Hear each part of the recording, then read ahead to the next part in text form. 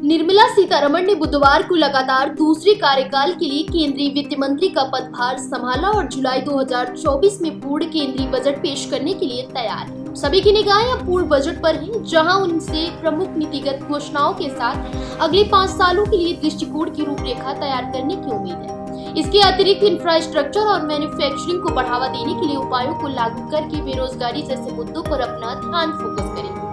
भारत की पहली पूर्णकालिक महिला वित्त मंत्री सीतारमण ने एक अंतरिम बजट सहित 6 बजट पेश किए हैं। वित्त वर्ष 2015 के अंतरिम बजट में उन्होंने केवल लेखानुदान उपायों पर कायम रहकर परंपरा का पालन किया है।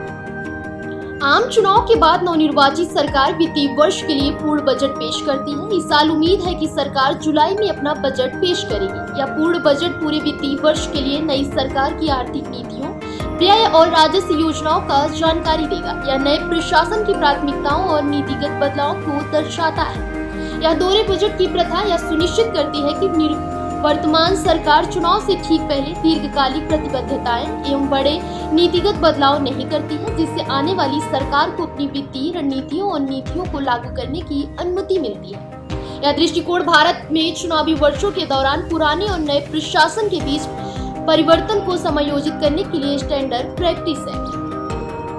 केंद्रीय बजट 31 मार्च को वित्तीय वर्ष के अंत तक वैलिड होता है, इसलिए सरकार के पास केवल उस तिथि तक का ही बजट पेश करने का अधिकार होता है। 1 मार्च और नई सरकार के गठन के बीच होने वाले सरकारी व्यय के लिए मौजूदा सरकार को अंतरिम पीरियड में लागत वहन के लिए संसद से अनुमति की आवश्यकता होती है, इसलिए अंतिम बजट जारी किया जाता है। फिलहाल इस खबर में बस इतना ही।